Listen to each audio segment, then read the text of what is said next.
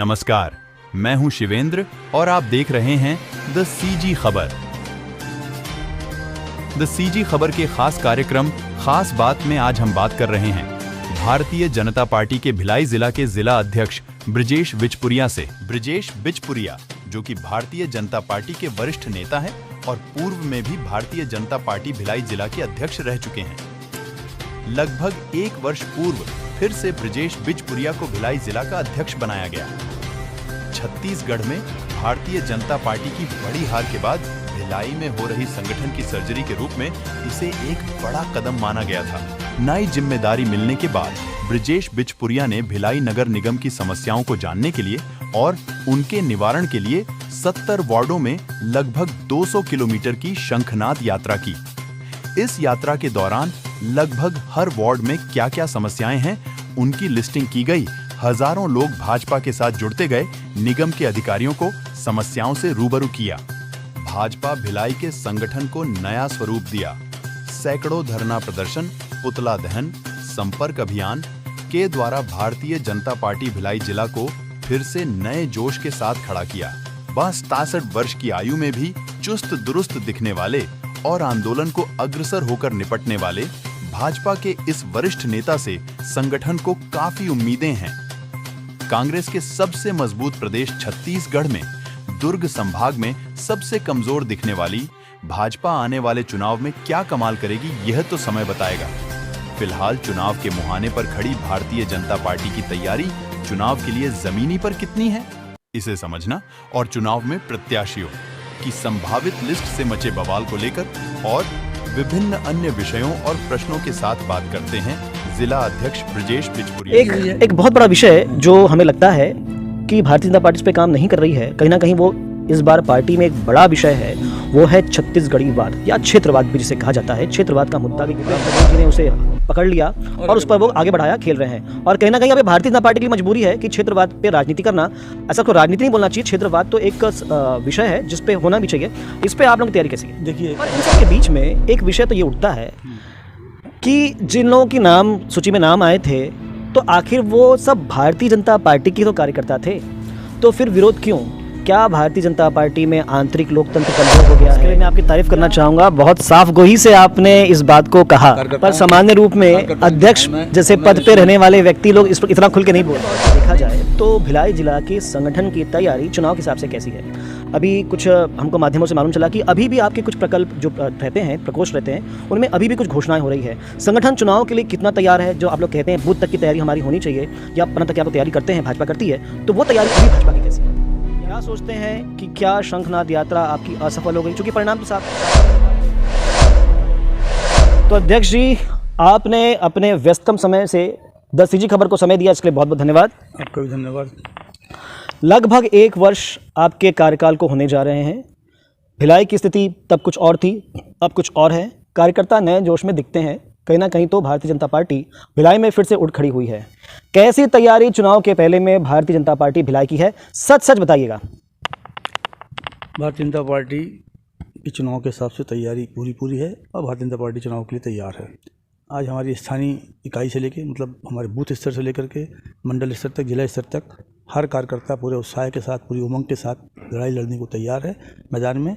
और कांग्रेस को उखाड़ फेंकने का हमारा लक्ष्य है, उसको पूरा करने के लिए हर कार्यकर्ता कंधे से कंधा मिला के चल रहा है। और हमारा काम संगठन का निचले स्तर से चालू हुआ है और ऊपर स्तर तक पहुंच चुका है। इसके साथ साथ जनता के बीच में भी हम अनेक कार्यक्रमों के माध्यम से जा रहे हैं। एक साल में हमने नगर निगम के खिलाफ, स्टेट के खिलाफ और CSEB के खिलाफ, विधायक के खिलाफ, कांग्रेस के खिलाफ लगातार काम किए हैं और जनता की मांगों को लेकर धरना भी दिया है, प्रदर्शन भी दिया है, चक्का जाम भी किया है। और इससे जनता के बीच में पार्टी की छवि बहुत अच्छी बनी है, पार्टी की छवि उभरी है और पार्टी को, जनता को लग रहा है कि भारतीय जनता पार्टी आज हमारे सुख दुख में खड़ी हो रही है और कदम से कदम मिला करके हमारी समस्याओं को निपटाने के लिए जो भी संघर्ष करना पड़ रहा है, भारतीय जनता पार्टी कर रही है। जनता का विश्वास हमारे साथ आ रहा है, ये हमारे लिए बहुत बड़ी उपलब्धि है और ये विश्वास हमारे को आगे आने वाले देश के चुनाव में विजय श्री दिलाएगा और जो विश्वास जनता का है वो वोट में तब्दील होगा। चुनाव के विषयों में मैं वापस आऊँगा। आपने एक बहुत बड़ी यात्रा निकाली थी, शंखनाद यात्रा, जिसमें आपने नगर निगम के विषयों को और भिलाई में व्याप्त समस्याओं को टारगेट किया था। पर कहीं ना कहीं अभी भी वो समस्याएं खड़ी हुई हैं। कुछ समस्याओं का समाधान हुआ है, पर समस्याएं पूरी तरह समाधान नहीं हो पाया है। क्या सोचते हैं कि क्या शंखनाद यात्रा आपकी असफल हो गई, क्योंकि परिणाम तो सार्थक नहीं मिल पाया? शंखनाद यात्रा हमारी चालू हुई थी, 9 दिन की हमारी यात्रा थी। वार्ड नंबर 1 से लेकर के 70 तक हमने इस यात्रा को किया था। करीब 225 किलोमीटर की यात्रा थी। और अगर आप यात्रा में साथ में रहे हैं, आपको मालूम है कि अगर हमारी यात्रा कल होने वाली है वार्ड नंबर 22 और 23 की, तो उसके पहले नगर निगमों की टीम लग जाती थी और वहाँ साफ़ सफाई चालू कर देती थी। और इसके बाद पूरी यात्रा हमने की 70 वार्डों में। वहाँ पर करीब हम 500 लोगों से मिले, जिन्होंने अपनी समस्या बताई, अपना नाम दिया, अपना फ़ोन नंबर दिया और अपनी समस्या को बताया। और इन समस्याओं को लेते हुए हम पूरे 9 दिन घूमे और जनता में भारी उत्साह था, उनकी समस्याएं दूर होंगी। और उसके लिए हमने एक नगर निगम को ज्ञापन दिया। उसमें 500 लोगों के नाम थे, शिकायतकर्ताओं के, उनके टेलीफोन नंबर थे, उनके यहाँ जो समस्या थी वहाँ का पोलिंग अपना एक निशान के हिसाब से आपका बिजली के पोल का नंबर था या हैंडपम्प के का नंबर था। उसके बाद हमने कमिश्नर से बात की, कमिश्नर को सारी समस्याओं से बड़ा ज्ञापन दिया और ज्ञापन देने के बाद हमने कमिश्नर को बोला कि ये समस्याएं जल्द से जल्द होनी चाहिए। कमिश्नर ने उसमें हमको बताया कुछ समस्याएं हमारे यात्रा के दौरान और कुछ यात्रा के बाद उस समस्याओं का समाधान हुआ। जैसे बिजली की लाइट नहीं जल रही थी, कहीं हैंडपम्प ख़राब था, कहीं नाली सफाई की बात थी। ये छोटे मोटे काम, काफ़ी काम हुए। और इसके बाद 22 वार्डों में नगर निगम के कमिश्नर ने जो हमसे बोला और झूठ बोला कि जो टाउनशिप के 22 वार्ड हैं हम वहाँ पर कोई काम नहीं करते हैं, वो सारी जिम्मेदारी भिलाई स्टील प्लांट की है। तो मैंने उनसे उसी समय प्रश्न किया था कि आप मुझको बोल रहे हो कि 22 वार्डों में हम कोई काम नहीं कर रहे हैं, तो आपने वहाँ पर पेवर ब्लॉक कैसे लगाए? आपने सेक्टर 5 में रोड को उखाड़ करके पेवर ब्लॉक लगाए, सेक्टर 7 में लगाए, और जो नेहरू नगर का ओवरब्रिज है उससे उतरते हैं उसके बाद पेवर ब्लॉक लगाए। क्यों लगाए? तो उनका मुंह बंद हो गया। इसके अलावा अनेक काम उनके द्वारा टाउनशिप में बिना परमिशन के किए गए, जबकि वो बोल रहे थे कि हमने एक भी काम बिना परमिशन के नहीं किया। आपको मालूम होगा 35 लाख रुपए का जो इंडोर स्टेडियम सेक्टर 7 में बन रहा था, हल्की सी हवा पानी आया और वो खड़ गया। वो काम भी उन्होंने बिना परमिशन के किया, जबकि वो बार बार बोल रहे थे कि बिना परमिशन के हम कोई काम नहीं कर रहे हैं।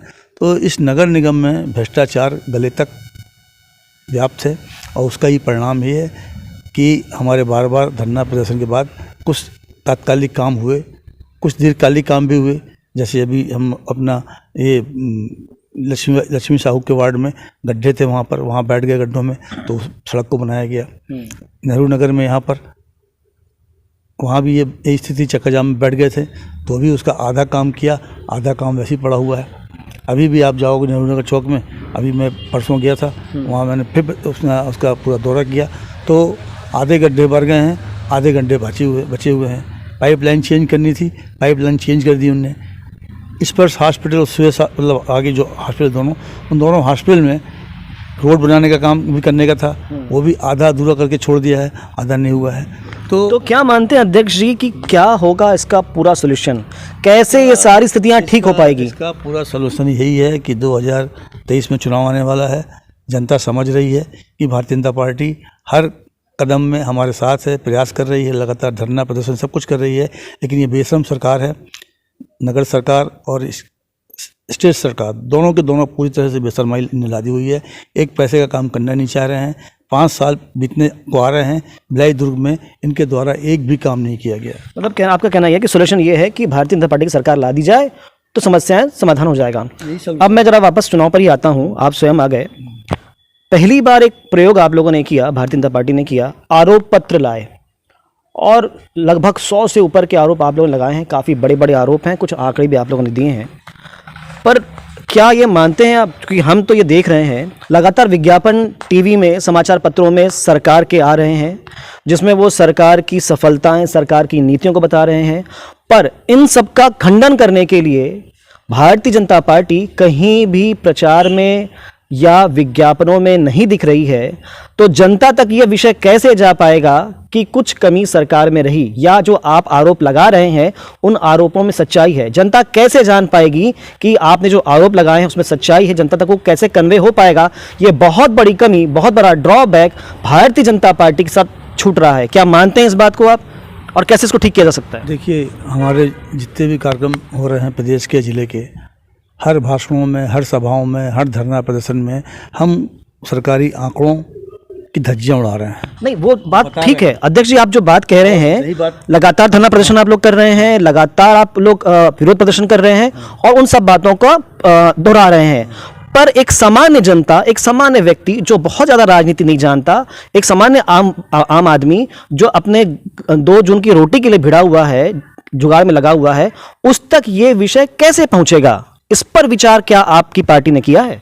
देखिए, आम जनता भी जानती है, एक मजदूरी वाला काम करता है वो भी जान रहा है कि चुनाव के समय जो बड़े बड़े विज्ञापन आ रहे हैं लाखों रुपए के, वो लाखों रुपए के विज्ञापन के माध्यम से कुछ नहीं होता है, और जो घोषणाएं हो रही हैं उससे कुछ नहीं होता है। उन्होंने देखा है कि पौने 5 साल में आपने कुछ काम नहीं किया, केवल घोषणाएं की हैं, और घोषणाओं को अगर सही आपकी माना जाता तो आपको दिखता, रोड पे काम दिखता, सड़क पे काम दिखता, कहीं नहीं दिख रहा है। ये जनता देख रही है, हर मोहल्ले की। अध्यक्ष जी, एक बात कही जाती है कि किसी झूठ को 100 बार बोला जाए तो वो भी सच लगने लगता है। अरे भाई, आज आप माइक हाथ में लिए हो और इसको कोई 100 बार बोलेगा नहीं है हाथ में, तो माइक तो है ना हाथ में, इसको थोड़ा बदला जा सकता है। वही स्थिति मतलब आप कह रहे हैं कि प्रत्यक्ष को प्रमाण क्या? बिल्कुल। अभी आपने देखा, ये दीनदयाल कॉलोनी है, यहीं पास में है। दीनदयाल कॉलोनी में अभी 4-5 दिन पहले करीब 2 फुट पानी भर गया। तो वहाँ की कॉलोनी तो देख रही ना लोग, वहाँ रहने वाले 500 परिवार है ना, देख रहे हैं ना, विज्ञापन भी देख रहे हैं, और उसको अपने यहाँ रोड पे देख रहे हैं कि बड़े बड़े विज्ञापन आ रहे हैं कि हमने कॉलोनी की साफ सफाई कर दी, ये काम कर दिया, मेंटेनेंस का काम कर दिया, और उनके घर में 2 फुट पानी भर रहा है। वैसे ही हमारी जितनी झुग्गी बस्तियाँ हैं, आप रुआ बांधा चले जाओ, आप कैंप के अंदर चले जाओ, नालियाँ वहाँ गंजी पड़ी हैं कचरे से, रोडों की स्थिति चौपट है। ये हमारे घर के सामने देख लो, पूरी स्थिति खराब है। महापौर ने दौरा किया 4 महीने पहले, यहाँ से पूरा दौरा करके और बोल के गया कि 1 महीने के अंदर रोड बन जाएगी, यहाँ की लेके अंदर तक पूरी, आज तक नहीं बनी। तो ये पब्लिक देख रही ना, आज यहाँ पर करीब 800-900 परिवार हैं, 800-900 परिवार डेली निकल रहे हैं, देख रहे हैं, और उनने ये भी देखा कि महापौर, सीओ सब आए थे, सब ने, पूरी कॉलोनी के लोग साथ में थे, उनका काम नहीं हुआ। वैसे ही पूरे शहर की स्थिति है। आज लोगों को मालूम है कि आज जो ओवरब्रिज बना नेहरू नगर के पास में, उद्घाटन भूपेश बघेल ने किया, लेकिन किसने बनाया सबको मालूम है।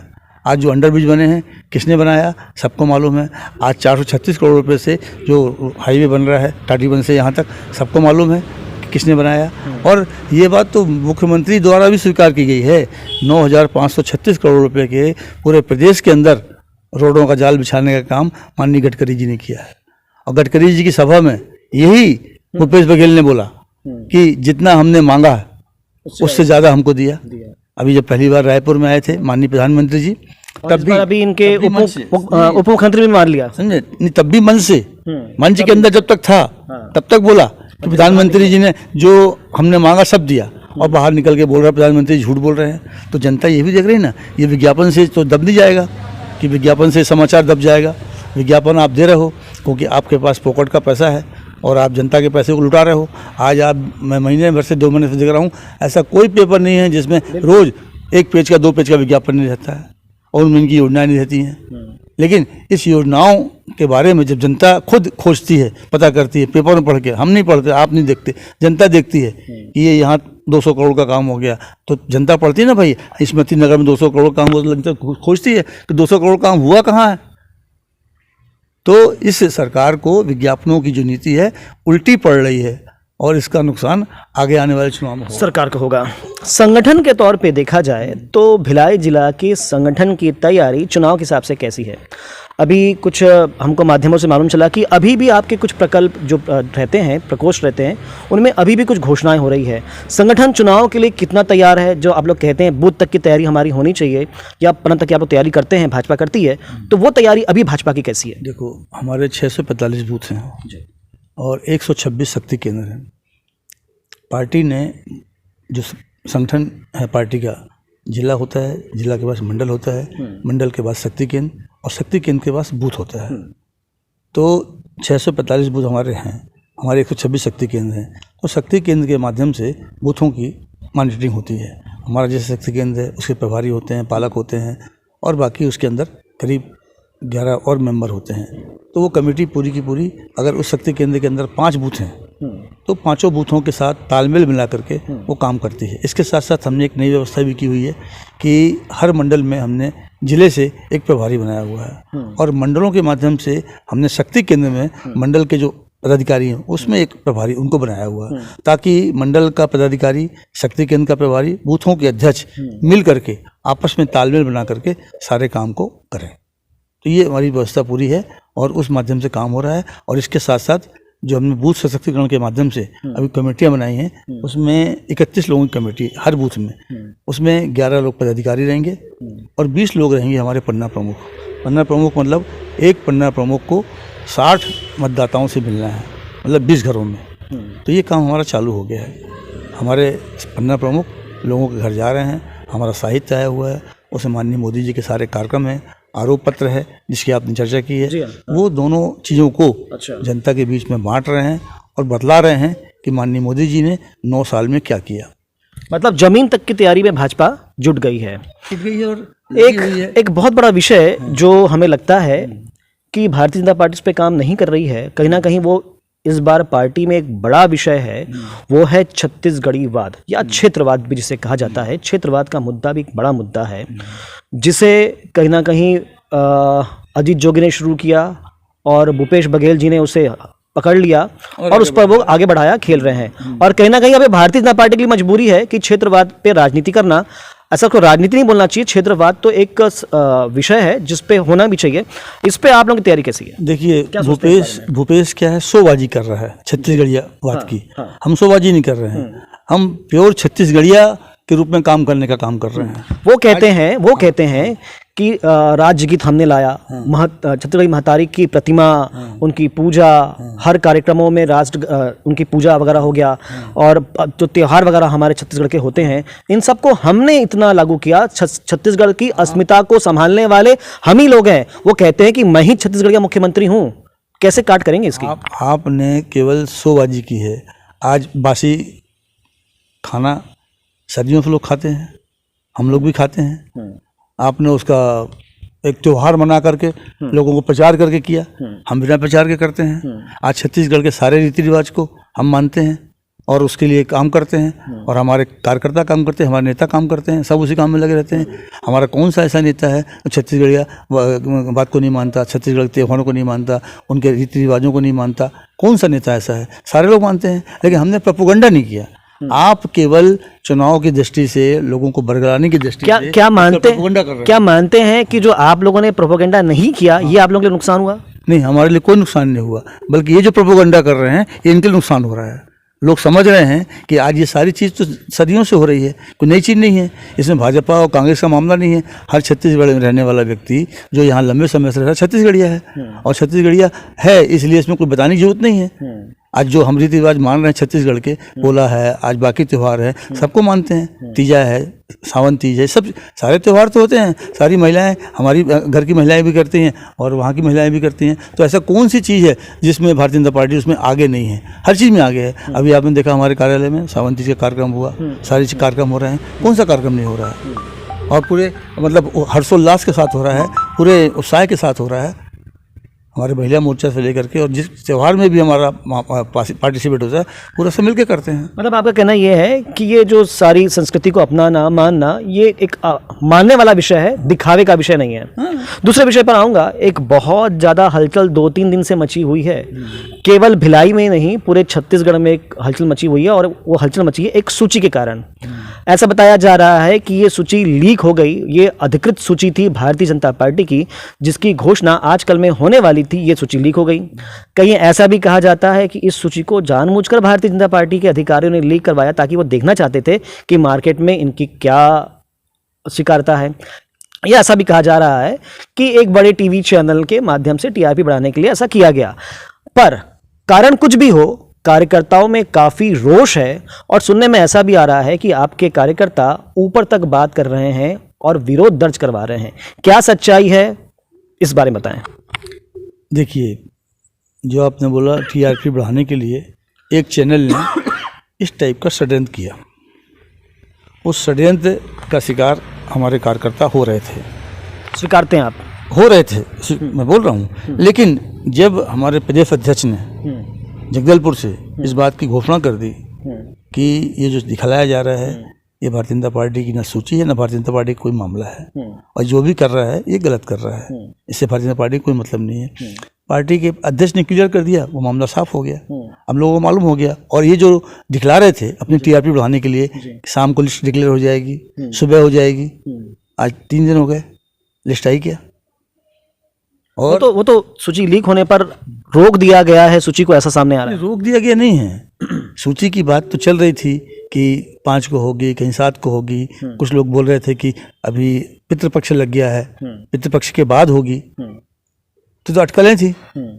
और उस टीवी चैनल ने, केवल एक ही चैनल है जिसने उसको दिखलाया, उसमें चैनल की अपने कुछ इंटरेस्ट हो सकते हैं, कुछ लोगों के प्रति इंटरेस्ट हो सकते हैं, इसमें कांग्रेस की साजिश भी हो सकती है। हो सकता है कांग्रेस ने साजिश करके उस चैनल को अपने हिसाब से मैनेज किया हो और बोला हो तुम दिखाओ ताकि लोगों में असंतोष फैले, ये भी हो सकता है। पर इन सब के विषय में कार्यकर्ता समझ गए हैं और ये मामला नॉर्मलाइज हो गया है। पर इन सब के बीच में एक विषय तो ये उठता है कि जिन लोगों की नाम सूची में नाम आए थे, तो आखिर वो सब भारतीय जनता पार्टी के तो कार्यकर्ता थे, तो फिर विरोध क्यों? क्या भारतीय जनता पार्टी में आंतरिक लोकतंत्र कमज़ोर हो गया है, या इस बार एकदम जीत के प्रति उत्साही भाजपा के कार्यकर्ता हैं जो अपनी भावनाओं पर काबू नहीं रख पाए? क्या समझते हैं इस बारे में, क्या सोचते हैं आप? क्योंकि वो भाजपा के कार्यकर्ता थे, तो विरोध क्यों हुआ? देखिए, कार्यकर्ता तो सभी भाजपा के हैं, लेकिन भाजपा के कार्यकर्ता होने के साथ साथ लोगों के मन में ये बात आती है, कोई व्यक्ति लंबे समय से काम कर रहा है, पार्टी के प्रति ज़्यादा निष्ठावान है, कोई कम निष्ठावान है, कोई चुनाव के समय समय देता है, कोई बीच बीच में आ जाता है, कोई कंटिन्यूशन में काम करता है। तो उसी का मामला आया कि जो कंटिन्यूशन में काम कर रहा है, लगातार काम कर रहा है, पार्टी के प्रति उसकी समर्पण भावना अलग है, और लोग देख रहे हैं कि भाई ये व्यक्ति लंबे समय से काम कर रहा है, और कोई ऐसा व्यक्ति जो कल आया और आज आ गया, तो उसके प्रति एक असंतोष, मतलब साधारण बात है, कोई ऐसी बात नहीं है, वही बात है, कोई खास बात नहीं है। इसके लिए मैं आपकी तारीफ करना चाहूँगा, बहुत साफ गोही से आपने इस बात को कहा। नहीं भाई देखो, ऐसा है कि आप लोग अगर मुझको जानते हो लंबे समय से, मेरा तो कोई ऐसा घुमा फिरा के लुका छिपा पे बोलने वाली बात रहती नहीं है, और मैं ये बात जो बोल रहा हूँ वो मेरे हिसाब से जो मुझको सही लग रहा है वो बोल रहा हूँ। और भारतीय जनता पार्टी के कार्यकर्ता, पर सामान्य रूप में अध्यक्ष जैसे पद पे रहने वाले व्यक्ति लोग इस पर इतना खुल के नहीं बोलते हैं। नहीं देखो, अध्यक्ष पद हमको पार्टी ने दिया है, और पार्टी ने दिया है इसलिए दिया है कि जनता के बीच में पार्टी की छवि बनाए, कार्यकर्ताओं को विश्वास मिले, और कार्यकर्ताओं के बीच में अगर कोई बात है तो उसको बैठ के दूर करें। तो अपन प्रयास कर रहे हैं, कार्यकर्ताओं के बीच में सारी बातें आई हमारी बैठकों में, और उसको हमने उनको समझाया। आज हमारे कार्यकर्ताओं के बीच में कोई संतोष नहीं है, सब पार्टी के प्रति जैसी निष्ठा थी वैसी अभी भी उनकी है, और अभी काम कर रहे हैं और आगे भी काम करेंगे। जी बहुत बहुत धन्यवाद। तो ये थे जिला अध्यक्ष ब्रजेश बिचपुरिया, जो कि भिलाई जिला के अध्यक्ष हैं। बहुत साफ गोई से सारी बातों को रखा इन्होंने, पार्टी की तैयारी कैसी है ये भी बताया। समय अभी और भी हैं, चुनाव शुरू होने वाले हैं और मिलते रहेंगे। अगर आपके भी कुछ प्रश्न हैं जो इनसे हमें लेने हैं तो ज़रूर हमें बताइएगा, कमेंट्स कीजिएगा। अच्छी और सच्ची खबर के लिए बने रहिएगा द सीजी खबर के साथ। अध्यक्ष जी, समय दिया आपने, हमसे इतने साफ गोई से बात की, बहुत बहुत धन्यवाद। आपको भी बहुत बहुत धन्यवाद, और आपके जो दर्शक हैं उनको भी बहुत बहुत धन्यवाद।